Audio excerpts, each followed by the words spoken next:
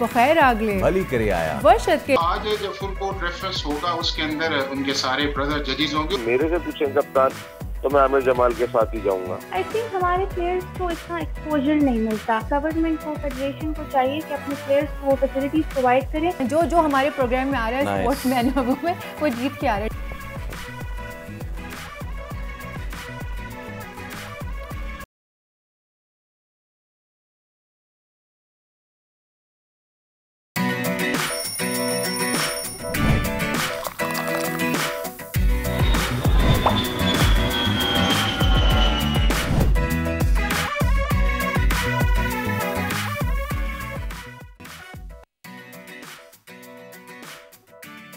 जी आया नू बखैर आगले भली करे आया वर्षत के दुनिया बोल है के साथ मैं हूँ सोनिया सुंदस और मैं हूँ सैयद फैसल करीम। बहुत बहुत जुमा मुबारक आपको, जुमे का दिन है। तो आज हमने सोचा कि क्यों ना आपको एक अप्रोप्रिएट वीडियो दिखाई जाए और मुझे ये मंजर बहुत खूबसूरत लगा। बाय द वे जो भी तुर्किया जाता है मसाजिद का वो ज़रूर रुख करता है। बहुत खूबसूरत मसाजिद है वहाँ पे और ऐसी ही एक मुझे मस्जिद की फुटेज जो है वो नज़र आई और उसमें देखा this is beautiful, outstanding. Absolutely जब आपने वीडियो मेरे साथ शेयर की थी ना, मैंने सोचा कि शायद कोई ऐसी वीडियो होगी, बच्चे पढ़ रहे होंगे, लेकिन मेरे लिए खुद एक बड़ी अनोखी सी बात थी, मुझे बड़ी आई कैचिंग लगी। जो हमने पढ़ा है किताबों में उससे मुझे वो चीज़ रिकॉल हो गई जब हुज़ूर सल्लल्लाहु अलैहि वसल्लम आक़ाए दो जहाँ सरकार मुस्तफ़ा सल्लल्लाहु अलैहि वसल्लम के कांधे पे जब वो नमाज़ पढ़ा करते थे, सजदे में चले जाया करते थे, तो शहज़ादा कायनात हज़रत इमाम हुसैन रज़ी ताला अन्हु उनके कांधों पे सवार हो जाया करते थे। यही हमारा सबक होना चाहिए, बच्चों से प्यार मोहब्बत और शफ़क़त से पेश आना चाहिए। इसी के साथ चलते हैं अपनी बड़ी खबर की जानिब। जस्टिस काजी फ़ाइज़ ईसा का बतौर चीफ जस्टिस आखिरी रोज़, फुल कोर्ट रेफरेंस आज होगा। नए चीफ जस्टिस याया अफरीदी कल ओहदे का हल्फ उठाएंगे। अदलिया में आमरीत को ख़त्म करके अख्तियारात तक़सीम करने की जस्टिस काजी फ़ाइज़ ईसा से मुताल्लिक़ आज प्रोग्राम पर तफसीली बात होगी। रावलपिंडी की पिच पर मुल्तान टेस्ट का रिपीट टेलीकास्ट, ओपनर्स फिर छा गए। कप्तान शान मसूद ने बगैर पेसर से बॉल डलवाए, पूरी इंग्लिश टीम को पवेलियन की राह दिखा दी। साजिद खान की फिर 6 विकेटें। इतने साल आप अपने आप को टीम से दूर रखने वालों को मुसलसल जवाब दे रहे हैं। कराची में वर्ल्ड कल्चरल फेस्टिवल की रौनक अरूज पर मुल्की और गैर मुल्की फनकारों की परफॉर्मेंसेस ने शुरका के दिल जीत लिए। इवेंट में शरीक अमरीकी बैंड आज दुनिया बोल है में होगा मेहमान। और ज़रा नम हो तो मिट्टी बड़ी जरखेज़ है। तामीन खान ने साबित कर दिखाया, 100 मीटर रेस में 11.80 सेकंड्स का रिकॉर्ड कायम। पाकिस्तान की तेज़ तरीन खातून एथलीट की जद्दोजहद की कहानी जानेंगे आज इन्हीं की ज़बानी हमारे प्रोग्राम में।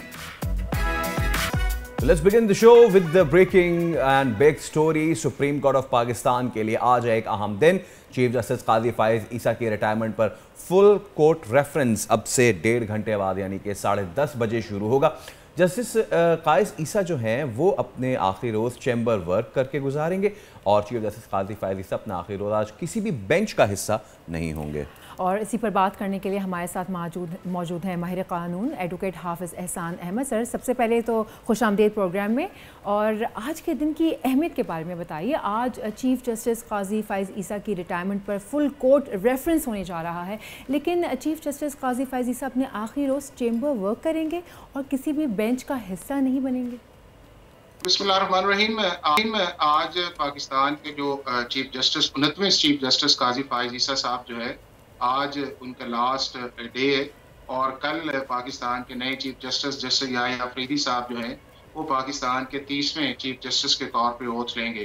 तो आज जब फुल कोर्ट रेफरेंस होगा उसके अंदर उनके सारे ब्रदर जजेस होंगे और हमारी एक सुप्रीम कोर्ट की बार एसोसिएशन की, हमारी सुप्रीम कोर्ट की एक प्रैक्टिस ये है कि जब भी कोई आउट गोइंग चीफ जस्टिस या जज जाता है तो उसका एक रेफरेंस जो है वो किया जाता है। उसमें सुप्रीम कोर्ट के सारे जो अवेलेबल जजेस हैं वो मौजूद होते हैं। उसमें अटॉर्नी जनरल ऑफ पाकिस्तान जो है वो अपनी स्पीच करते हैं, उसके पढ़ते हैं। उसके बाद जो बार एसोसिएशंस के प्रेसिडेंट हैं यानी कि supreme court bar, Pakistan bar council जो है, तो ये अपनी जो है वो स्पीच करते हैं। और उसके बाद जो है चीफ जस्टिस ऑफ पाकिस्तान से पहले जो प्यूनी जज होते हैं या जो डेजिग्नेट जज हैं वो एक अपना रेफरेंस की स्पीच करते हैं और फिर चीफ जस्टिस ऑफ पाकिस्तान जो है करते हैं।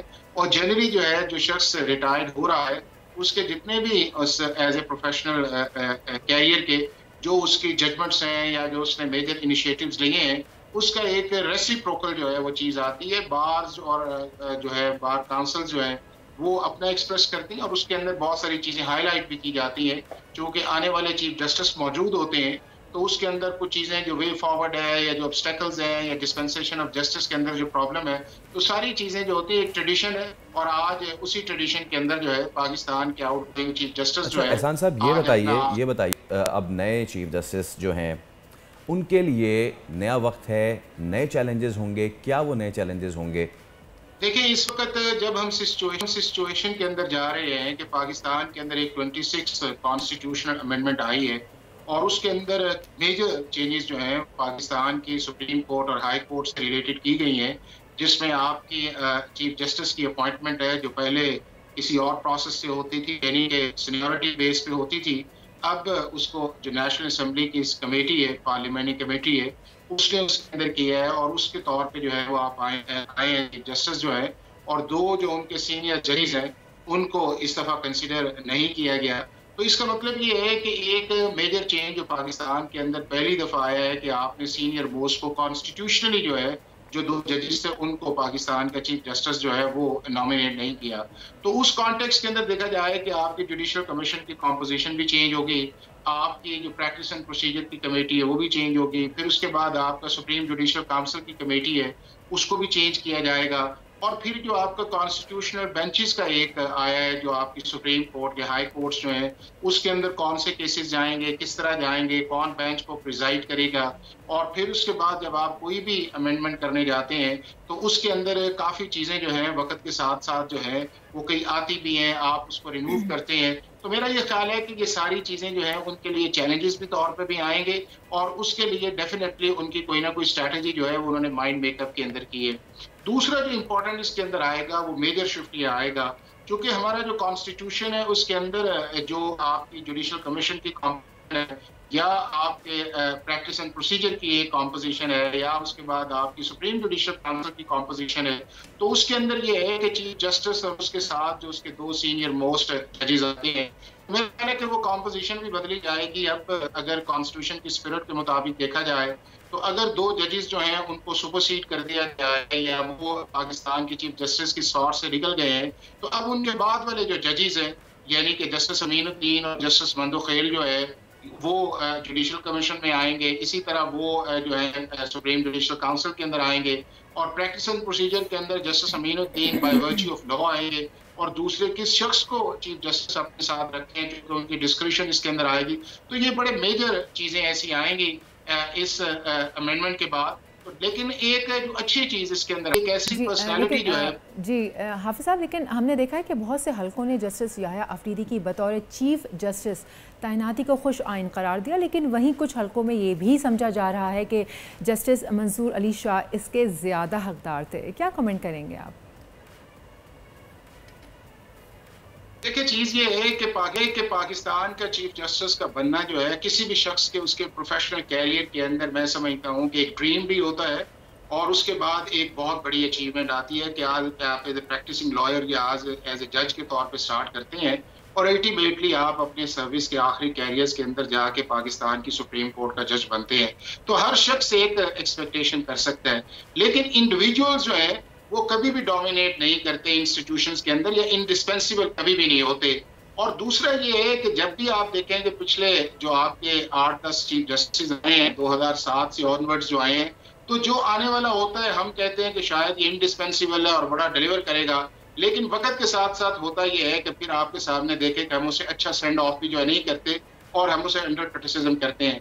तो एक चॉइस बनी है, पार्लियामेंट ने एक फैसला किया है, इसमें कोई शक नहीं है कि जस्टिस मंसूर भी अच्छे आदमी है, जस्टिस मनीर भी अच्छे आदमी है, लेकिन जस्टिस याह्या अफरीदी के अंदर भी मैं समझता हूँ कि किसी किस्म का आप ये कहें कि उनकी कॉम्पिटेंसी के अंदर, उनकी इंटेग्रिटी के अंदर, उनकी फ्रेंडली के अंदर, उनकी इनिशिएटिव के अंदर एज ए जज या chief justice of Peshawar high court या उसके बाद एज ए सुप्रीम कोर्ट जज के अंदर जो है, और जो मेरा ख्याल है कि सबसे ज्यादा चीज शायद बनी है कि जिसके अंदर पार्लियामेंट्री कमेटी ने 2 तिहाई से अक्सरियत की है, वो ये है कि उन्होंने जितने भी आपका कॉन्टेक्ट या जजमेंट्स देखे तो वो उन्होंने कॉन्स्टिट्यूशन ने जो जुरिस्डिक्शन दी है आर्टिकल 175(2) उसके नीचे ही वो जजमेंट दी है। चाहे अगर फाइज ईसा साहब की एज ए जज के तौर पे पिटीशन आई तो उन्होंने कहा कि जज की पिटीशन नॉन मेंटेनेबल है, अगर उसके बाद आपका मिलिट्री कोर्ट्स का आया तो उन्होंने कहा कि जी 5 मेंबर्स जज की जजमेंट आ गई है, तो हमें उसके अंदर नहीं जाना चाहिए। रिजर्व सीट के अंदर आया, उन्होंने कहा कि बनती तो है लेकिन हम फोरम नहीं है, ये election commission of Pakistan forum है।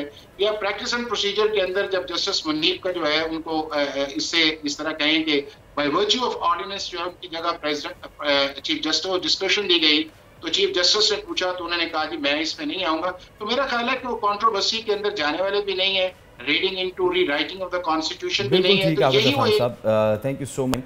तो अब ये तमाम तर चीज़ें तय हो गई हैं और आज 10:30 बजे the outgoing chief justice of Pakistan justice Qazi Faez Isa के एजाज़ में फुल कोर्ट प्रेफरेंस भी है। तो अभी हम एक ब्रेक ले रहे हैं। जी ब्रेक लेंगे, ब्रेक के बाद वापस आएंगे और प्रोग्राम को आगे बढ़ाएंगे। Let's take a break.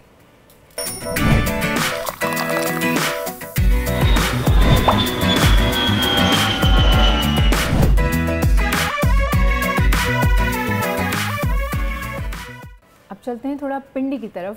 Pindi test का आज दूसरा दिन है। कल पहले दिन इंग्लैंड के 267 रन्स के जवाब में पाकिस्तान ने 3 विकेटों के नुकसान पर 73 रन्स बनाए थे। ऑलराइट, तो अब बात कर लेते हैं सीनियर सहाफ़ी और क्रिकेट एक्सपर्ट नसीम राजपूत हमारे साथ मौजूद हैं।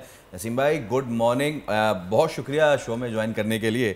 अच्छा जनाब अली, हम खुश तो हो रहे थे कि हमने इंग्लैंड को आउट कर दिया, लेकिन बात यह है कि 118 पे 6 आउट कर दिए। उससे पहले आधी टीम 100 से पहले पवेलियन भेज दी। हमने 105 रन्स की पार्टनरशिप लगवा दी। आपको लगता है कि जिस चीज़ के लिए बदनाम थे Babar Azam, the laziness in the captaincy, कल हमने उसकी एक झलक देखी शान मसूद में कि जब he went for the off spinners and the leg spinner, और हो सकता है कि अगर आप लगा देते अपने इकलौते फास्ट बॉलर को, हल्का फुल्का बॉल इधर उधर हो जाता तो शायद पहले विकेट मिल जाती। Do you agree to that? आपने बिल्कुल ठीक कहा फैसल, लेकिन बात यह है कि पाकिस्तान ने कई मरतबा इस तरह के एडवांटेजेस गंवाए हैं। अभी शान मसूद के दौर में आप देखें 26 फॉर 6 आपने वो एडवांटेज बांग्लादेश के खिलाफ गंवाया, फॉर 48 आपने किया, उसके बाद वो एडवांटेज गंवाया। फिर अभी इंग्लैंड के खिलाफ पहले टेस्ट मैच में आप 550 रन करके मैच हार गए, वो भी इनिंग से हार गए। आपको इनिशिएटिव जहां पे मिल रहा है आपने उसको लूज किया है। आपने मुल्तान टेस्ट ठीक है पहले जीत लिया, सेकंड टेस्ट मैच, लेकिन इस टेस्ट मैच में आपने बिल्कुल ठीक बात कही कि चेंजेस बहुत कम किए। हो सकता है शानी जरे भी गए हो कि पिछले मैच में 20 आउट किए थे और इस मैच में भी उन दोनों की विकेटों की तादाद ज्यादा थी। साजिद की मैं बात कर लेता हूँ, नोमान की बात कर लेता हूँ, साजिद ने फिर छक्का मार दिया। तो मेरे ख्याल है कप्तान इसी पे फोकस करके हमने देखे बड़े अरसे के बाद फैसल आप क्रिकेट ऐसे ही देख रहे हैं कि दोनों एंड से स्पिनर आगाज कर रहे हैं। ऐसा तो इंडिया में भी नहीं होता, वहाँ भी बुमराह के साथ एक स्पिनर करते हैं। तो हमने ऐसा नहीं देखा कि 2 स्पिनर्स इनिंग का आगाज कर रहे हो। ये हमने जिस तरीके की पिच बनाई थी और हमने अगर 118 पे 6 कर लिए थे, आप बिल्कुल ठीक कह रहे, वहाँ हमने एडवांटेज गवा दिया। और वो जब हम एंड ऑफ द डे अपना स्कोर देख रहे 3 आउट हमारे भी हो गए 71 पे, तो उसके बाद समझ में आ रहा है कि रन थोड़े से ज्यादा बन गए। लेट्स सी आज कैसा आगाज करते हैं पाकिस्तान के बैटर, ये देखना होगा। नसीम साहब, मुश्किल में है पाकिस्तान। जी बिल्कुल मुश्किल में है पाकिस्तान। नसीम साहब, पहले दिन की विकेट काफ़ी स्लो थी और बॉल भी बैठ रही थी, आज कैसे खेली जाएगी, क्या प्रेडिक्शंस हैं आपकी? देखिए ये पिच आहिस्ता आहिस्ता मुझे ऐसा लगता है कि और ख़राब होगी। इसकी वजह यह है कि पंखे लगा के, हीटर लगा के आपने इसको सिखाया है, जो रूटीन से हटकर बनाया है। पिंडी में इस तरह की पिच बनाना बहुत मुश्किल काम होता है। आपको देखे पिछला टेस्ट मैच भी तो पाकिस्तान ने उसी पिच के ऊपर 2 टेस्ट मैच करा दिए जो आमतौर पे नहीं होते, लेकिन हमारा होम एडवांटेज था, हमने दिया। हम कैसी पिच बनाते हैं, अगर ये बहुत ही खराब पिच होगी तो एक रेटिंग पॉइंट पिछले 2022 में कम हुआ था पिंडी का, एक और आप कम कर लेंगे। तो आहिस्ता आहिस्ता आप अपने ग्राउंड को जो है वो मुश्किलात में लेते हुए जाएंगे। दूसरी चीज ये कि इस पिच के ऊपर अगर गेंद पहले दिन बैठ रहा है, पहले ही दिन जो है वो थोड़ा सा रुक के आ रहा है, पाकिस्तान ने चौथी इनिंग खेलनी है इस पिच पे, ये बात ध्यान में होनी चाहिए। हम क्रूशल टॉस लूज कर चुके हैं और अब जब आपने चौथी इनिंग इस पे खेल ली होगी तो मेरा ख्याल है कि गेंद और फंस कर आएगा और रुक कर आएगा, क्योंकि आपने थोड़ा सा ट्रेडिशन काम नहीं किया, पिच को बनाने में थोड़ा रूटीन से हटके काम किया हुआ है।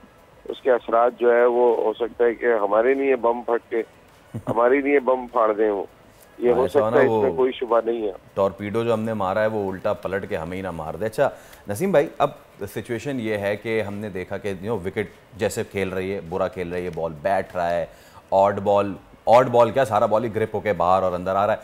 अब शान मसूद और वाइस कप्तान सऊद शकील को किस तरह से आगे बढ़ना चाहिए?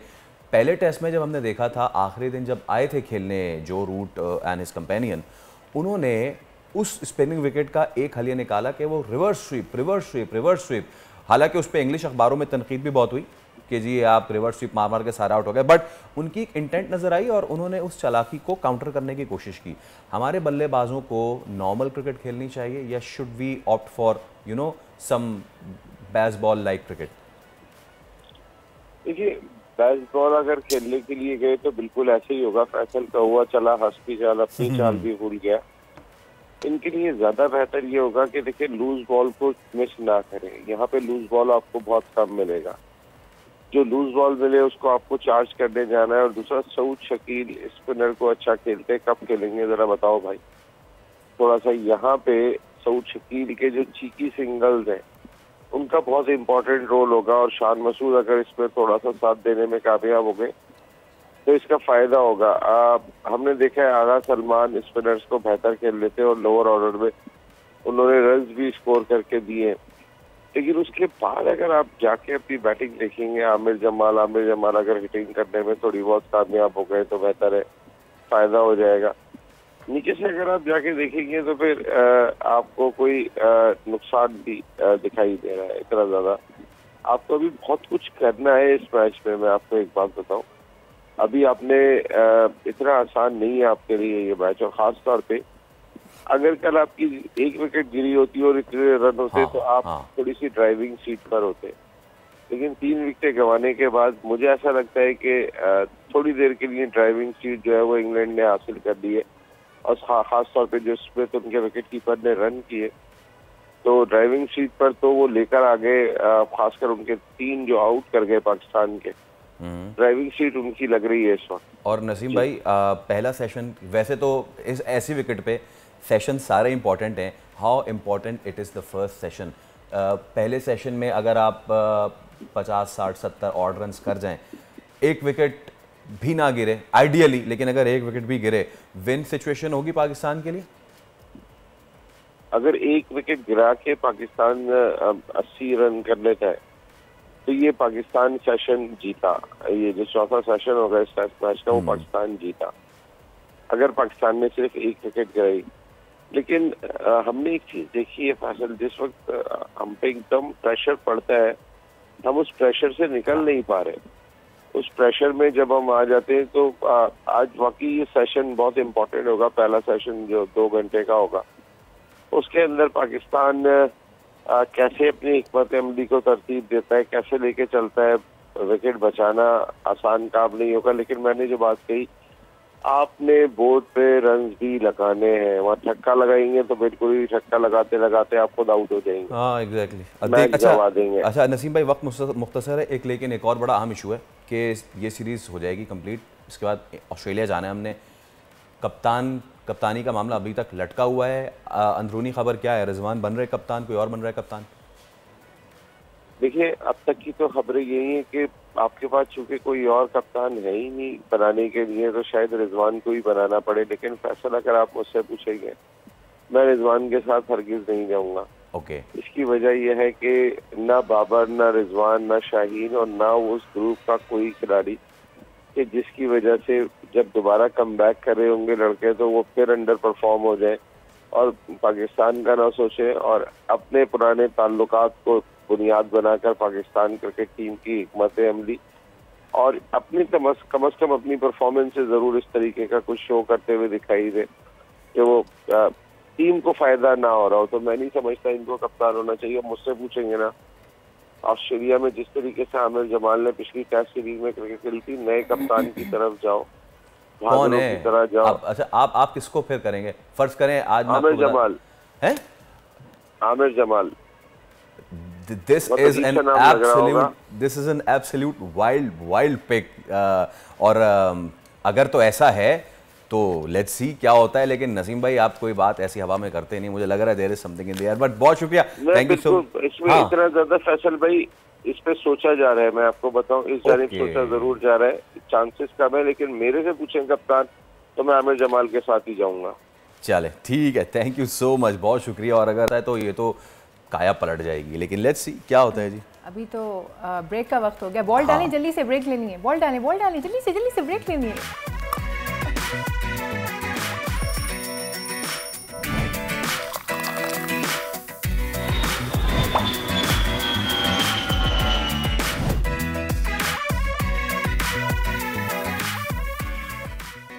वेलकम बैक जनाब। अब आपकी मुलाकात करवा रहे हैं एक पेशावर की स्टार से, तामीन खान। जी हाँ, जिन्होंने पाकिस्तान की तेज़ तरीन एथलीट का एजाज़ अपने नाम किया है। तामीन खान से आपकी मुलाकात करवाते हैं। तामीन, बहुत बहुत शुक्रिया आपके वक्त देने का। सबसे पहले बताइए क्या फीलिंग्स थी जब इतना बड़ा एजाज़ हासिल हुआ?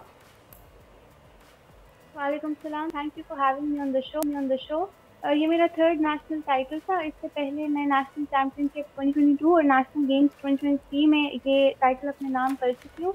इस बार थोड़ा सा चैलेंजिंग इसलिए था क्योंकि बीच में मुझसे एक चैम्पियनशिप मिस हो गई बिकॉज आई वाज़न्ट वेल, और दूसरी में मुझे बैक इंजरी थी, तो ये मेरा अच्छा कम बैक हुआ and I was very happy from the result. ज़बरदस्त। Tameen, you have been the national champion now और माशाल्लाह से you are the fastest Pakistani female right now.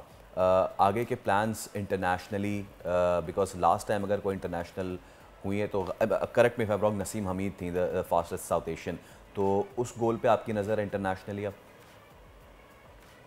बिल्कुल, उनकी जो टाइमिंग थी 11.81 इलेक्ट्रॉनिक, उनका रिकॉर्ड है और मेरी यही उम्मीद है, ख्वाहिश है कि मैं इस रिकॉर्ड को ऑफिशियली तोड़ूं।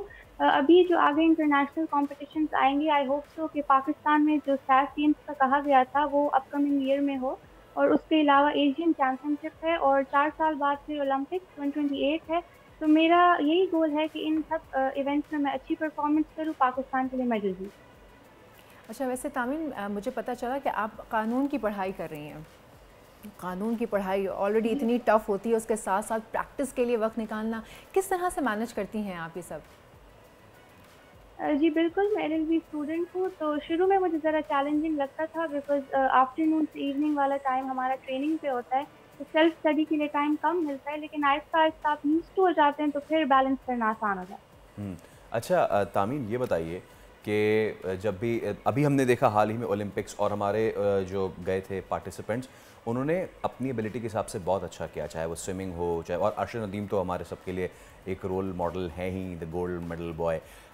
तामीन, जब हम इंटरनेशनल compete करने जाते हैं तो हम कहीं बहुत पीछे रह जाते हैं, उसकी वजह क्या समझती हैं? लैक ऑफ फैसिलिटीज़ है, हम क्यों compete नहीं कर पाते इंटरनेशनली?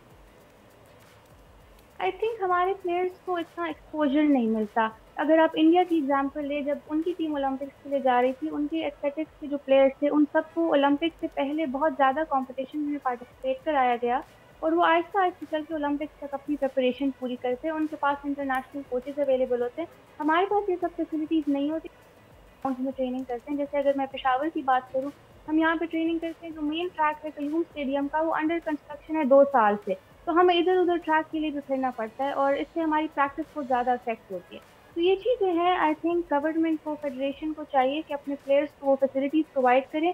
अगर आपकी उम्मीद मेडल्स की है तो फिर फैसिलिटीज़ भी उतनी प्रोवाइड करनी चाहिए। बिल्कुल। वैसे तामीम, हमारे यहाँ जनरली ख़वातीन इस किस्म के खेल कूद की जो एक्टिविटीज़ हैं उसमें हिस्सा लेती हैं, और आपकी हिस्सा लेना थोड़ा सा मुश्किल हो जाता है क्योंकि फ़ैमिली की सपोर्ट यूजुअली कम होती है। आपकी फ़ैमिली ने आपको कितना सपोर्ट किया, और आप क्या समझती हैं कि जो आगे ख़वातीन हैं जो इसमें आगे बढ़ना चाहती हैं, उनकी फ़ैमिलीज़ को भी आप थोड़ा सा अगर बताएं कि आपकी फ़ैमिली ने कितना सपोर्ट किया जो आज माशाल्लाह आप यहाँ मौजूद हैं? आई थिंक अगर आज मैं इस पोजीशन पे हूँ, मेरी फैमिली की वजह से ही हूँ, क्योंकि अगर आपको अपने पेरेंट्स की सपोर्ट होती है तो आपके लिए हर चीज़ आसान हो जाती है। चाहे मेरे एजुकेशन से रिलेटेड कोई चीज़ हो, चाहे मेरे स्पोर्ट्स से रिलेटेड हो, उन्होंने हमेशा मुझे मेरे डिसीजन में सपोर्ट किया। और मैं सारे पेरेंट्स को भी यही कहना चाहूँगी कि आपके बच्चों को जिस चीज़ में इंटरेस्ट है, आपको उनको सपोर्ट करना चीज़ में, क्योंकि जो चीज़ आप दिल से करते हैं आप उसको ज़्यादा टाइम तक लेके चल सकते हैं। अगर आप फोर्सफुली कुछ चीज़ करते हैं तो फिर आप उसको जल्दी छोड़ दें।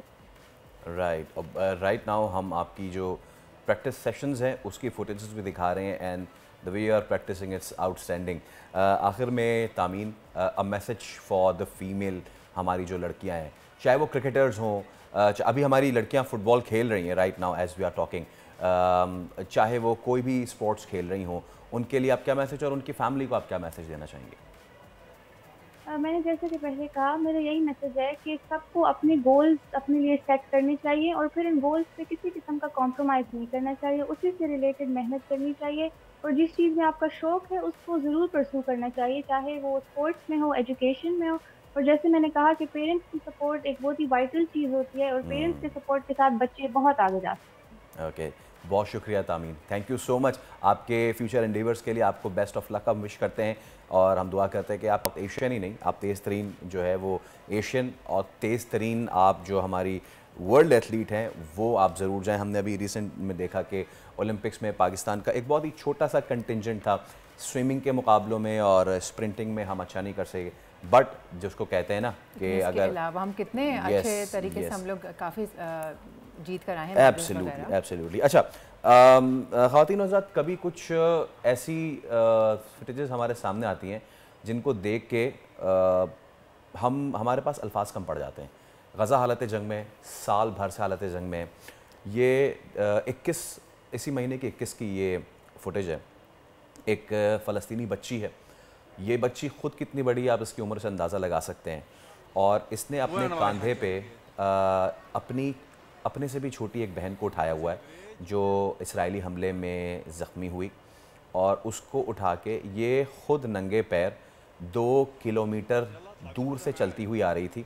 जब एक अरब मीडिया के सहाफ़ी ने इसको देखा, अल्लाह का शुक्र है उसने इसको देख लिया, फिर गाड़ी में बिठाया और गाड़ी में बिठाने के बाद फिर उसको अस्पताल ले गए। ये बच्ची अपनी छोटी बहन के लिए अस्पताल ढूंढ रही थी। एक बार फिर सिर्फ 10 सेकंड में इसको रैप अप करते हैं। गज़ा हालत जंग में छोटे मासूम बच्चों पे हमला, और छोटे छोटे बच्चे अब अपनी मदद आपके तहत, इनके वालिदैन हैं या नहीं हमें नहीं पता, अपने कंधे पे अपने से छोटी बच्ची को ढोए। मुझे इससे वो वियतनामीज़ वॉर का याद आ गया जिसमें एक बच्चा जंग की हालत में सीना सफ़र खड़ा था और उसकी छोटे भाई की लाश जो है वो उसके कंधे पे थी। कभी कभी बहुत मुश्किल हो जाती है चीज़ें कैरी करना। अभी एक ब्रेक लेते हैं, उसके बाद दोबारा हाजिर होते हैं। Stay with us.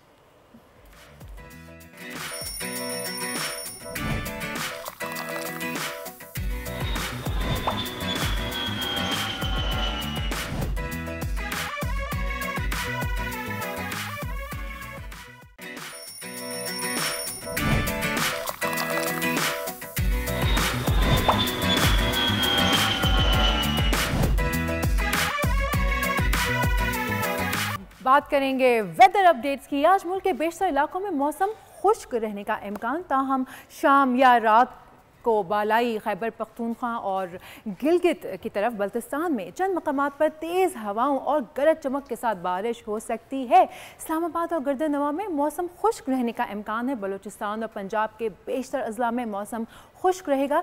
अहम शहरों के दर्जे हरारत की बात करें तो आज कराची रोशनियों के शहर में मिनिमम टेम्परेचर रहने वाला है 26, गर्मी है, मैक्सिमम 35, मज़ीद गर्मी। उसके बाद चलते हैं हैदराबाद की जानिब। हैदराबाद में भी गहरे बादलों का राज बरकरार। शहर में कम से कम टेम्परेचर 23 और ज़्यादा से ज़्यादा 40 डिग्री टेम्परेचर रिकॉर्ड करने का इम्कान है। मीरपुर ख़ास लिए चलते हैं आपको। मीरपुर ख़ास में कम से कम दर्जे हरारत 21 और मैक्सिमम जो है वो 40 तक रहने का इम्कान। बात करेंगे नवाबशाह की। नवाबशाह में मिनिमम टेम्परेचर 22 और ज़्यादा से ज़्यादा 40 डिग्री तक रहने का इम्कान। लाड़काना लिए चलते हैं आपको। लाड़काना में मिनिमम टेम्परेचर 22 और ज़्यादा से ज़्यादा 39 रहने का इम्कान।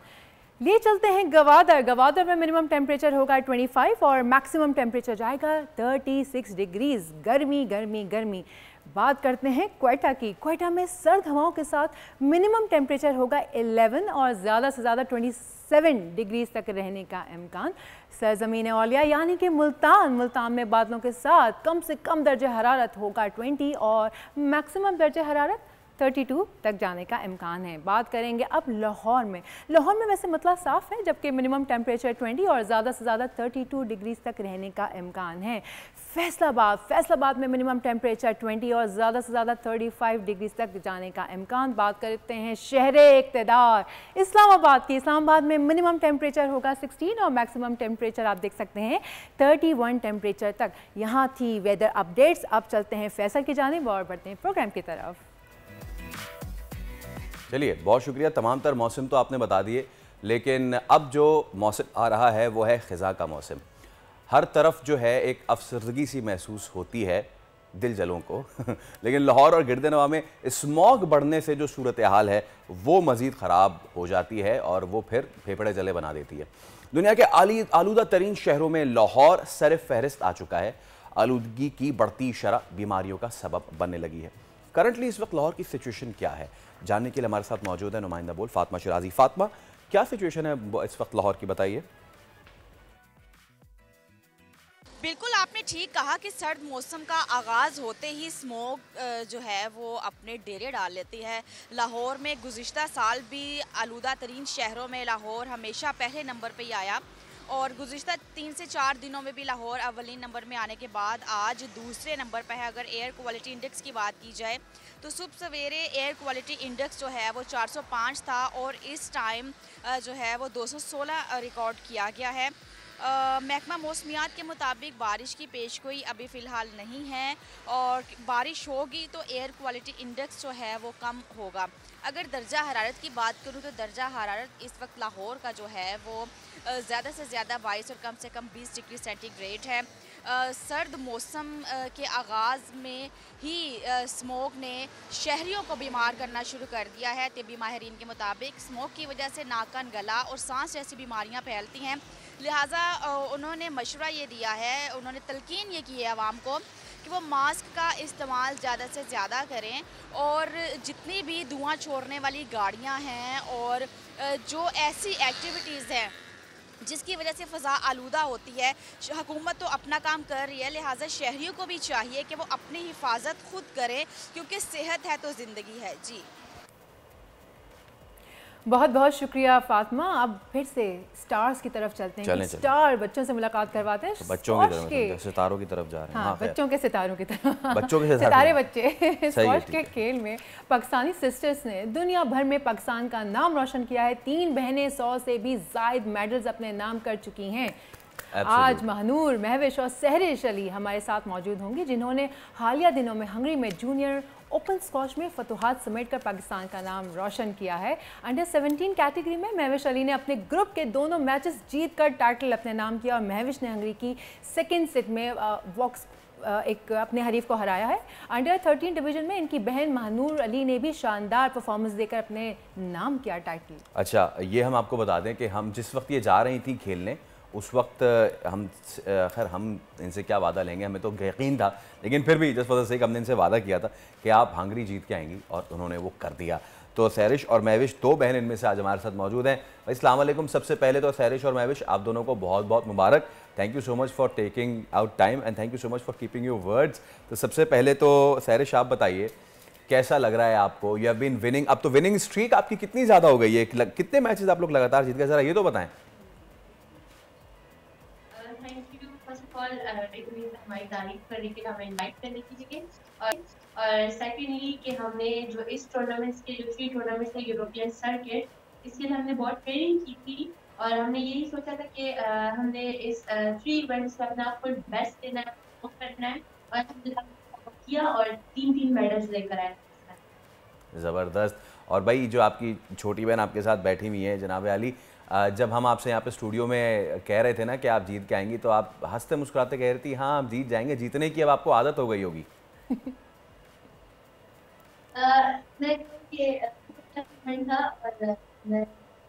मेहनत भी की थी इसके लिए, तो जीतना तो ऑब्वियसली किस्मत में ही वो होता है। जब आप मेहनत करते हो तो मेहनत का फल भी मिलता है। तो वैसे ही हम लोगों ने इतना फुल फाइट किया, वहाँ पे बहुत अच्छी प्लेयर्स थे।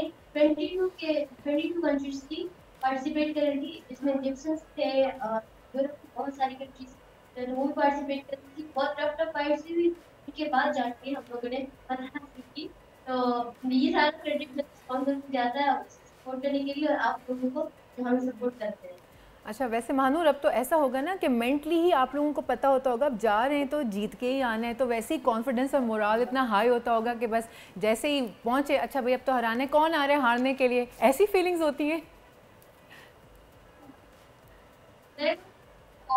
प्रेशर तो ऑब्वियसली होता है, हर टाइम हमारा कोई इंजरी होती है या फिर फिजिकली तो हम भी प्रेशर में आते हैं। ऐसा नहीं है कि हमें हर टाइम कॉन्फिडेंस लेवल होना चाहिए हर प्लेयर के पास मैच के पहले, तो कॉन्फिडेंस भी होता है तो उतना ही प्रेशर होता है मैच का, क्योंकि हारना और जीतना जीत होती है तो बहुत खुशी होती है, तो इसीलिए ज़्यादा प्रेशर कम कॉन्फिडेंस होता है। अच्छा सरिश, ये बताइए कि कंपटीशन कैसा रहा? किस मुल्क ने सबसे ज़्यादा आपको कंपटीशन दिया? किसके खिलाफ खेलने में मज़ा आया?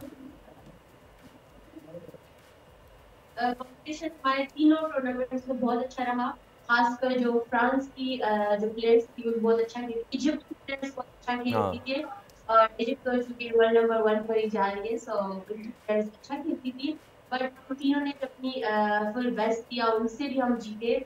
फ्रांस की प्लेयर के साथ मेरा फाइनल आया था, उससे मैंने 3 स्ट्रेट जीता, और हंगरी में मेरा हंगरी की ही एक प्लेयर के साथ फाइनल आया था जिसको 0 की शिकस्त दी, और ये इवेंट्स, इसी इवेंट्स को हम खेल कर हमें एक्सपीरियंस आता है, कॉन्फिडेंस आता है, जिसकी वजह से हम आगे बढ़कर और अच्छे बड़े इवेंट्स जीत सकते हैं।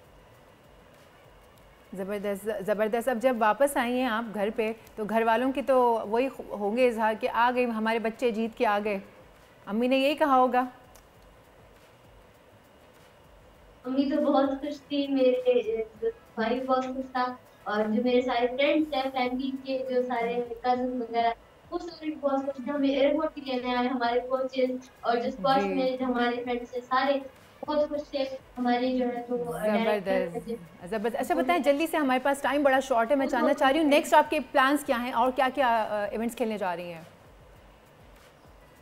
हमारा आने वाले जो इवेंट्स हैं उसमें आ रहा है मेरा PSA का इवेंट है USA में, और US जूनियर है हमारे पास, स्कॉटिश जूनियर है और ब्रिटिश जूनियर जो सबसे बड़ा इवेंट है, जिसके लिए हमें इंशाल्लाह बार्ट फाउंडेशन स्पॉन्सर करेगी। Thank you so much BART foundation, और इंशाल्लाह उन टूर्नामेंट्स में भी हम अपना बेस्ट देंगे। बस आप प्रोग्राम में आ गई, जीत के आएंगी, हम लकी साबित हो रहे हैं, जो जो हमारे प्रोग्राम में आ रहा है स्पोर्ट्समैन वुमेन वो जीत के आ रहे हैं। Don't you think so? हाँ, हमें इस पे कॉन्फिडेंस का गोल्ड मेडल मिलना चाहिए। बहुत शुक्रिया आप दोनों बहनों का, आपकी तीसरी बहन को भी हमारी बहुत मुबारकबाद भिजवाइएगा, आपके फादर को भी बहुत ज़्यादा मुबारकबाद भिजवाइएगा, और आपको आपके आने वाले दोनों जो चैम्पियनशिप्स हैं उनके लिए बेस्ट ऑफ लक। एक बहन मेडल जीत रही है, एक बहन 25 गोल्ड मेडल जीत रही है, मतलब कि यहाँ पे सोना इतना महंगा हो रहा है और ये लोग गोल्ड मेडल पे गोल्ड मेडल जीते जा रहे हैं। क्या बात है यार, ज़बरदस्त हो गया। अब क्या ब्रेक के वक्त हुआ? जैसे मर्जी आपकी बॉस। ब्रेक लेते हैं, ब्रेक के बाद वापस आते हैं। Let's take a break.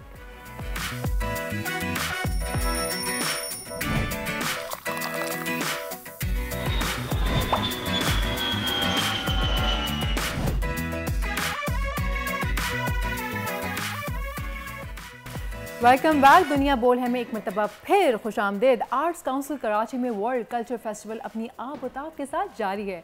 कल इसका 29वां दिन था। वर्ल्ड कल्चर फेस्टिवल में दुनिया भर के आर्टिस्ट अपनी परफॉर्मेंसेस दे रहे हैं। बरतानवी थिएटर हो, जर्मन म्यूजिकल कॉन्सर्ट के साथ फिलिपाइनी आर्टिस्ट भी मौजूद हैं। इस सेगमेंट में भी आपकी कुछ मुलाकात अहम मेहमानों से करवा रहे हैं। कौन है? Absolutely, okay.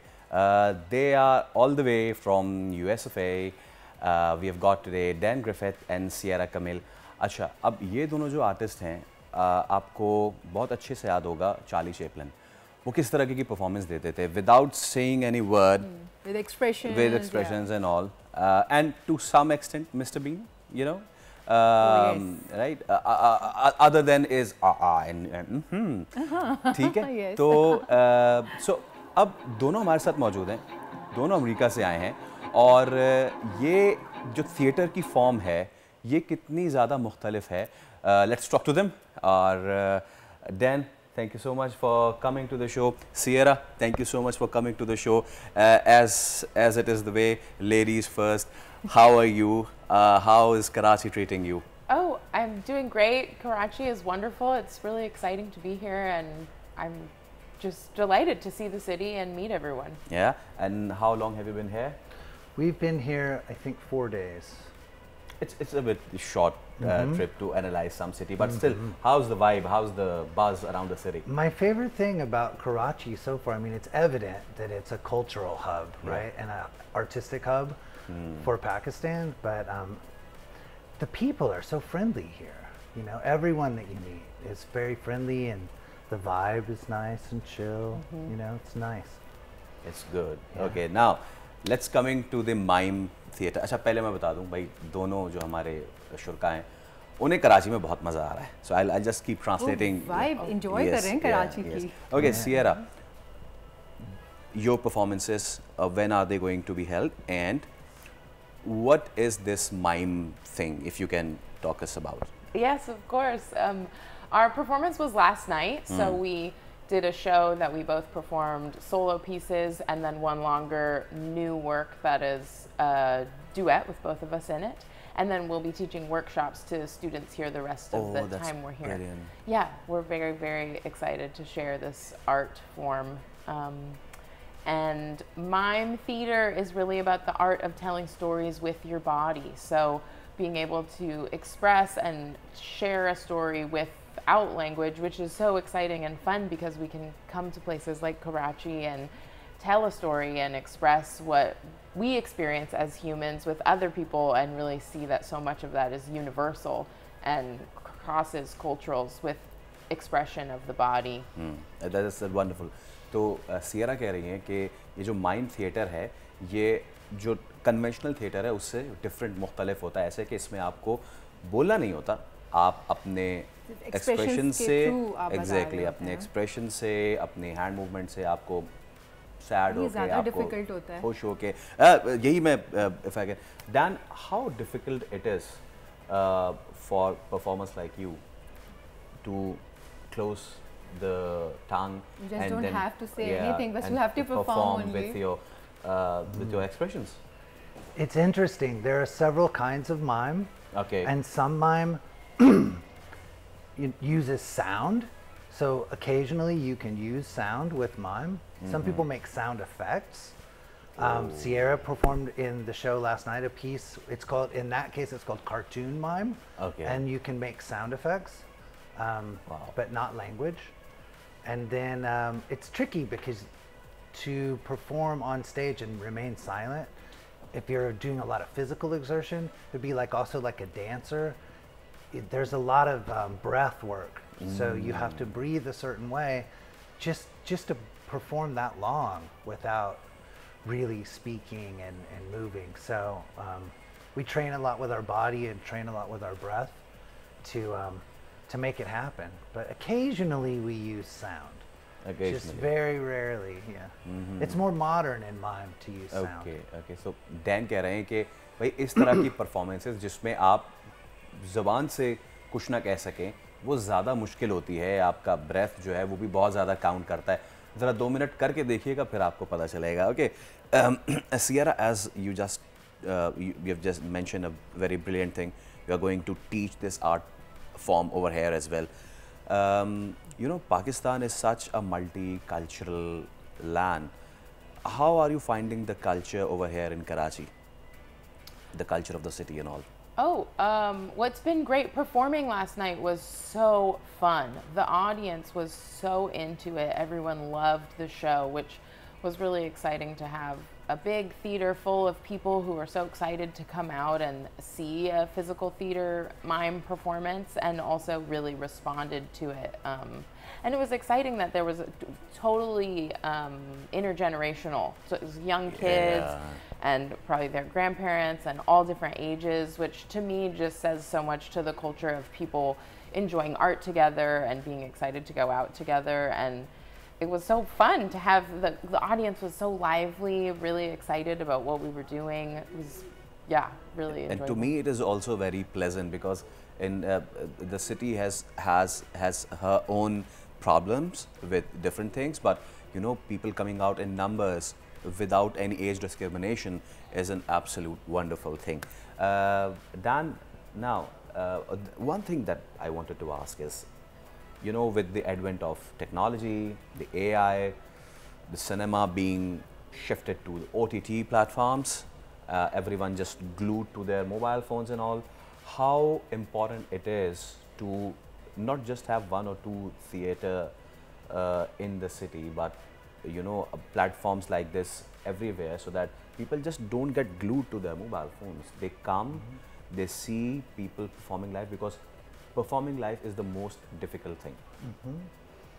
You know, I'm glad you asked me that, because this is the thing that I talk about a lot at home, even, even in our culture, is that art, especially all forms of art, but especially theater, it's an ecstatic community ritual. And people used to have that, and in every culture they have community ritual, and it's important to come out and see art because it kind of glues people together. It creates community, you know, in places where there's art, like in Karachi, you know, thanks to the Arts Council and to Amit Shah, the president, and, you know, bringing together all these different forms of art to help people educate, but also create community. It's proven that in science, that the more you study the arts, the higher your academic achievement. The more like things in society just naturally improve when there's art in a place and people want to come together and work together. And so we're happy to be part of that for Pakistan. I mean, you can tell that the Arts Council is really working to bring so many different kinds of arts. That building it houses so much art. Yeah. It's really incredible. Yeah. It's inspiring. Yeah. And we are showing the this is wonderful. Sierra, like it's just been 4 days, obviously, and I'm assuming it's your first time over here. It is. Right. So I won't expect any fluency in the local language in Urdu, but I won't expect that. I wish that would be amazing. But you know, it's a very simple language. You can do it. I'll work on it. Artists can't get it. Have you ever tried yet speaking few phrases of Urdu? Has somebody taught you? No. Will you not teach? yet? Are you going to teach me something? Yeah. Come on. Yes, you. Okay, I'll learn now. अब Dan और Sierra जो हैं वो theatre सिखाने आए और हम इनको लेके बैठ गए उर्दू सिखाने. So I just told him. Urdu सिखाएंगे, हमें थिएटर. वो हमें थिएटर सिखाएंगे. नहीं थिएटर आप. तो उनको पूछना, हमें ये भी तो पूछना चाहिए. When it comes to culture, तो food तो well connected है. Food is well connected to our culture. So did you taste our food? Yes, a lot. Did you taste our biryani and nihari? Tell me please. Yes, yes. Oh yes, yes. Which city are you from? We live in San Francisco, California. California is a hot place, and do they have spices over there? They do. It's not like here. Everything here has amazing even the tea, right? The amazing spices and things. And where we're from, it's a specialty thing. Okay, You पता नहीं can masala find चाय it. पिला दी है किसी मेरा ने. ख्याल है. I think that you have your masala tea. Yeah. Do you taste our mixed tea? Yes, Yeah. yes, we did have mixed tea. Yeah. Absolutely. So, दूध पत्ती कड़क पी रहे हैं. so let us teach you some phrases and then we'll sign Yes. off. Like hello, we say assalamu alaikum. Assalamu alaikum. Wow. Assalamu alaikum. 10 on 10. वैसे इनसे ये silence break लें जरा. हाँ वो करते हैं ना, हम इनसे दो करवाते हैं. अस्सलाम वालेकुम के 2-3 तो और सिखाने थे मुझे. 2-3 So और सिखाइए. when you say how are you, say कैसे हो. Kaise ho? Kaise ho? So that's how are you. कैसे हो? And if you want to say I'm fine, ठीक हूँ. Tihu. Tihu. ठीक हूँ. All right. और अब हम we are going to take a break now. ठीक हूँ. Teek hu. Okay. We will send you the footage as well, so you can learn it from that. Wonderful. We are going to take a break now, but we are going to take a mime break. So how are you going to take a mime break in a show? Teach us, now please. that's the thing. To show that we're going to break, I'm going to take my own mime break. All right.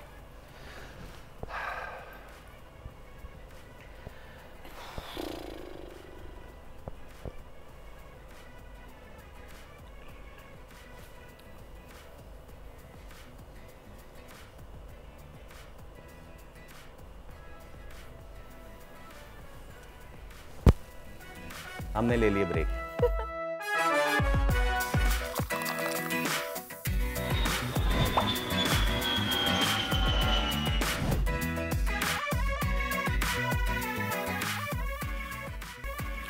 Welcome back. एक दौर था जब बच्चे doctor या engineer बनने का ख्वाब देखा करते थे, लेकिन अब जदीद दौर में कई ऐसी फील्ड इंट्रोड्यूस हो गई हैं जहाँ पे नौजवानों का रुझान बहुत ज़्यादा हो गया है। लाइक सोशल मीडिया इन्फ्लुएंसर बनना भी एक ऐसी ही ख्वाहिश है जो कि आजकल हर किसी के दिल में है। लेकिन क्या 2024 में, यानी कि आजकल के दौर में जब सोशल मीडिया मार्केट बड़ी ही फ्लक्चुएट कर रही है, तो क्या सोशल मीडिया पर करियर बनाना ख्वाब ही रह जाएगा?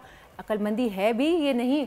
आप क्या सम रिजर्वेशंस नहीं, हम जहाँ से हम बिलोंग करते हैं, जिस एज ग्रुप से हम बिलोंग करते हैं, वहाँ पे बनना चाहने को नहीं देखा जाता था। वहाँ पे होता था कि शकूरा माई का बेटा डॉक्टर बन गया तो हमारा बेटा क्यों ना बने। अफजल ताया का बच्चा का बेटा बन गया तो हमारा भी बच्चा ऐसे ही कैसे हैं? खैरियत से? ठीक ठाक है। तो अब you know the thing is के अब बच्चों में ये अब एक अच्छी चीज़ है कि उनमें ये सेंस आ गया है कि जी अब हम जो चाहते हैं वो बनना, वो हमें बनना चाहिए। लेकिन there is a step ahead as well. हम जो बनना चाहते हैं दुनिया में उसकी मार्केट कितनी है, वो मार्केट कितनी ज़्यादा सैचुरेट, जैसे आपने बोला फ्लक्चुएट कितनी होती है, फ्लक्चुएशन इज तो वन ऑफ द थिंग, लेकिन कितनी ज़्यादा वो हो रही है सैचुरेट। और जिस चीज़ की हम बात कर रहे हैं, कंटेंट क्रिएशन की, पॉडकास्टिंग की, अब every other person is doing that. तो ऐसे में जब दुनिया में मिनट के हिसाब से कंटेंट बन रहे हैं इतने ज़्यादा, कि आपकी सोच है उसमें अपना अलग मकाम कैसे रखें? वो कौन सा कंटेंट है जो बनाएं, या फिर आए हाय ओए होए ही करते हैं? हमारे साथ मौजूद है मारूफ पॉडकास्टर और इन्फ्लुएंसर उज़ैर हसन। अस्सलाम वालेकुम उज़ैर भाई, वेलकम टू द शो। तो उज़ैर, कैसी चल रही है मार्केट? सबसे पहले तो ये बताएं। फोकस हम कर रहे हैं कि भाई जो बच्चे हैं 2024 अब इट्स अबाउट टू एंड, 2025 में क्या डिफरेंट हो रहा है, और क्या हम बीइंग पाकिस्तानी इस मार्केट को सही एक्सप्लॉइट कर पाएँ अब तक? अच्छा, first of all thank you for having me Sonia and Tasil, you are doing a wonderful job first of all. And ये एक बहुत इंपॉर्टेंट टॉपिक है, टॉकिंग अबाउट 2024 ऑलमोस्ट, जैसा आपने मेंशन किया कि ईयर एंड है। लेकिन जो इसकी आप अगर बात करें एक्सपेंशन की, तो अभी ये मज़ीद एक्सपेंड होगा। एंड अगर हम बात करें ग्रोथ इकोनॉमी में, तो इन्फ्लुएंसर मार्केटिंग एक ऐसी इकोनॉमी में जगह बनाएगी अपने आने वाले 10 साल, 5 साल, या आप आने वाले 20 सालों में देखेंगे कि ये टोटली ब्रांड्स, मार्केटिंग और एडवर्टाइजिंग इन्हीं के ऊपर डिपेंड होगी। एंड अगर हम पोटेंशियल ग्रोथ की बात करें पाकिस्तान की, तो पाकिस्तान में भी इसका बहुत पोटेंशियल है। जहाँ पे भी कंज्यूमर इकोनॉमी होगी, जहाँ पे भी लोग प्रोडक्ट्स कंज्यूम कर रहे होंगे, सर्विसेज यूज़ कर रहे होंगे, वहाँ पे इन लोग की और इन्फ्लुएंसर्स की और इस तरह के लोगों की ज़रूरत होगी। सेकेंडली, हमने अगर बात करें एक्सप्लोर करने की, तो अभी तक हमने फुल पोटेंशियल रीच नहीं किया है। मुझे लगता है शायद हमने हाफ पोटेंशियल भी रीच नहीं किया है, being in south Asian country, चाहे वो नेपाल हो, इंडिया हो, पाकिस्तान हो। इंडिया के अंदर जैसा हम देखते हैं कि उनकी पॉपुलेशन भी ज़्यादा है, तभी उधर ही हमने देखा है काफ़ी ब्रांड्स यूनिकॉर्न बन जाते हैं। पाकिस्तान में यूनिकॉर्न बनने के लिए $1 बिलियन मार्केट रीच करने के लिए आपको टाइम लगेगा, क्योंकि आपकी मार्केट कम है। लेकिन अगर यही प्रोडक्ट्स आप एक्सपोर्ट कर रहे हो तो आपकी मार्केट भी डेवलप होगी। तो जिस तरह मैं इंडिया की अक्सर एग्जांपल देता हूँ कि वहाँ पे बहुत से इन्फ्लुएंसर्स हैं, वहाँ पे सेलिब्रिटीज़ हैं अपनी मूवीज़ से पहले, चाहे वो धर्मा की मूवीज़ हो, चाहे वो यशराज की मूवीज़ हो, उसके साथ कोलैबोरेट करते हैं। वो भी उनके यूट्यूब चैनल्स पे जाके आप देखेंगे कि SRK या बड़े बड़े जो सेलिब्रिटीज़ हैं, वो किसी यूट्यूबर का कोई हाथ दबा रहा होगा किसी कैंपेन की वजह से। यहाँ पे आप सोच भी नहीं सकते उस तरह की चीज़। एंड डायरेक्टर या एक्टर्स आपसे इस तरह की चीज़ें डिमांड 10 साल पहले कोई ये सोच नहीं सकता था जी, कि करंटली ये सारा कुछ चेंज सारी चीज़ हुई है। अच्छा उज़ैर भाई, जैसे आपने कहा कि अब जहाँ पे कंज्यूमर ड्रिवन मार्केट होगी, वहाँ पे तो इन्फ्लुएंसर्स जो है उनकी इम्पोर्टेंस होगी। अब कितनी ज़्यादा जिम्मेदारी आ जाती है इन्फ्लुएंसर्स पे? मिसाल के तौर पे एक कोई अपैरल है, उसने अपना जी करवाया और हमने जाके उसका कर दिया कि जी ये बड़े अच्छे कपड़े हैं, दिस एंड ऑल दैट। कितनी ज़्यादा जिम्मेदारी बन जाती है कि इन्फ्लुएंसर की कोई वो सिर्फ ये ना बताए कि जी this is the thing you go and buy, but awareness create करना कि if you have this skin type and if it gets rashed by cotton या फिर बाय एनीथिंग, तो उससे पहले आपका एज अ कंज्यूमर राइट है कि आप उसको चेक करें, देखें कि वो आपको सूट करता है नहीं, और अगर आपको गलत चिपका दिया गया जी, तो फिर आपके क्या राइट्स हैं? इस कंटेंट पे यू थिंक कि काम होना चाहिए और जिम्मेदारी बढ़नी चाहिए? इन्फ्लुएंसर्स के ऊपर जिम्मेदारी तो बहुत है। जिस तरह मैं फॉलोअर्स को करेंसी कहता हूँ, तो फॉलोअर्स आपकी करेंसी है। अगर आप कोई गलत चीज़ सेल करेंगे किसी अपने फॉलोअर को, तो ऑटोमेटिकली वो एक दफ़ा आप सेल कर सकते हैं, बार बार नहीं कर सकते। तो आप अपनी ही मार्केट ख़राब करेंगे अगर उन्हें आप कोई इस तरह का प्रोडक्ट जो है सेल कर रहे होंगे। वो कोई भी हो सकती है, वो हो सकता है किसी ऐसे इंसान या पर्सनालिटी की तारीफ़ हो जो शायद उस वक्त उस जगह के लिए सूटेबल ना हो सकता है आप किसी ऐसे ब्रांड को प्रमोट कर रहे हो जो कि हैज़र्डस कुछ इस तरह की चीज़ों में इन्वॉल्व हो, कोई एनिमल क्रूअल्टी जिसके अंदर इन्वॉल्व हो, कोई मेकअप प्रोडक्ट्स ऐसे होते हैं जो बहुत सारे एनिमल क्रूअल्टी को साइडलाइन करते हुए चीज़ें प्रमोट कर रहे होते हैं। तो हमें ये ज़रूर देखना चाहिए कि आपके जो फॉलोअर्स हैं उन तक गलत चीज़ ना पहुंच रही हो, और आगे जाके जिस तरह हम बात कर रहे थे ये चीज़ और भी ज़्यादा सेल्फ सेंट्रिक होगी, और आगे जाके ये जो चीज़ है, जो फॉलोअर्स होंगे, जो ब्रांड्स होंगे, वो बहुत ज़्यादा ईजिली जो मैट्रिक्स है उसको डायग्नोज कर सकते हैं। अभी फिर भी आपको जो है थोड़ा सा सैचुरेशन नज़र आती है कि एक इन्फ्लुएंसर को आपने अप्रोच किया, अपने ब्रांड की मार्केटिंग के लिए उसको आपने अप्रोच करके उसने मार्केटिंग तो कर दी, लेकिन हो सकता है वो टारगेट ऑडियंस तक ही रीच नहीं कर पा रहा हो। तो आने वाले टाइम पे आप देखेंगे कि हर एक इन्फ्लुएंसर की अपनी अलग रीच होगी, और हर ब्रांड की जो नीश है वो उसी को ही टारगेट करेगा। तभी हम देख रहे हैं कि एडवर्टाइजिंग जो है वो BTL से अब बहुत ज़्यादा इसकी तरफ आती जा रही है कि आप इन्फ्लुएंसर को अप्रोच करते हैं, जो उसकी नीश आप उसी के थ्रू ही अपने ब्रांड की प्रमोशन करते हैं। अच्छा, वैसे यहाँ पे एक सवाल पैदा होता है कि जैसे मैं अगर आना चाहूँ, जैसे मुझे कुछ नहीं पता, मैं चाहती हूँ कि जी मैं पॉडकास्टिंग में आ जाऊँ, तो मुझे अगर सेटअप रिक्वायर्ड है तो मुझे उसके बारे में क्या क्या सोचना पड़ेगा कि अगर मैं ये पॉडकास्टिंग इज़ एक it serves a business now, उसके लिए मुझे क्या क्या सेटअप रिक्वायर्ड होगा, मुझे क्या क्या चीज़ें चाहिए होंगी, मुझे कितना इन्वेस्टमेंट रिक्वायर्ड होगा। लाइक वाइज अगर मैं इन्फ्लुएंसर बनती हूँ तो उसके लिए मुझे क्या सोचना चाहिए कि जी मुझे क्या कंटेंट क्रिएट करना चाहिए, मुझे क्या मार्केट करनी चाहिए, मतलब इन दोनों चीज़ों पे थोड़ी सी रोशनी डालें, क्योंकि कई सारे बच्चियाँ इस वक्त जो देख रहे हैं, वो हर आने वाला बच्चा कंटेंट क्रिएटर, पॉडकास्टर बनना चाहता है, तो थोड़ा सा अगर आप गाइड कर सकें उन्हें। सबसे पहले जैसे मैं अभी बता रहा था कि नीश अपनी आइडेंटिफाई करें, किसी को देख के कोई चीज़ स्टार्ट ना करें। इवन अगर आप किसी पॉडकास्टर को देखते हैं इसके मिलियंस ऑफ व्यूज़ आ रहे हैं और वो जॉनरा शायद आपका ना हो सकता है वो एक कॉमिक वे में लोगों को एंटरटेन करके अपने व्यूज़ ला रहा हो, आपकी हो सकता है वो ह्यूमरस पर्सनालिटी ना हो, आप हो सकता है बहुत इंट्रोवर्ट टाइप के हो, आपकी एक सीरियस पर्सनालिटी हो, तो जब आप ये चीज़ करेंगे तो आप बहुत बुरी तरह फेल होंगे। सेकेंडली, पॉडकास्टिंग स्टार्ट हमेशा से हुई है ऑडियो के लिए, हमने विजुअल उसके अंदर ऐड किया है to add more attraction, to give it more viewership. तो जब हम देखते हैं कि ऑडियो उसके अंदर आ गया है, अगर आपके पास कुछ लिमिटेड रिसोर्सेज हैं तो आप ऑडियो से स्टार्ट करें। एंड सबसे इंपॉर्टेंट आपकी जो गेस्ट लाइन है बहुत इंपॉर्टेंट है। इट्स नॉट नेसेसरी कि आपके पास बहुत ही कोई टॉप नॉच गेस्ट्स हो जिनकी बहुत ही ज़्यादा व्यूअरशिप हो। कोई भी सब्जेक्ट जो आप डिस्कस कर रहे हो उसका वो एक्सपर्ट होना चाहिए, एंड इनिशियली आपके पास एटलीस्ट 15 to 16 गेस्ट का लाइनअप होना चाहिए ताकि आप एटलीस्ट एक सीज़न कर सकें। ये ना करें कि 2-3 आपने एपिसोड की आप डिसाइड हो गए आपने छोड़ दिया। Okay Uzair, thank you so much for coming, बहुत शुक्रिया आपका। सब्सक्राइब करें और बेल दबाएं ताकि कोई खबर रह न जाए।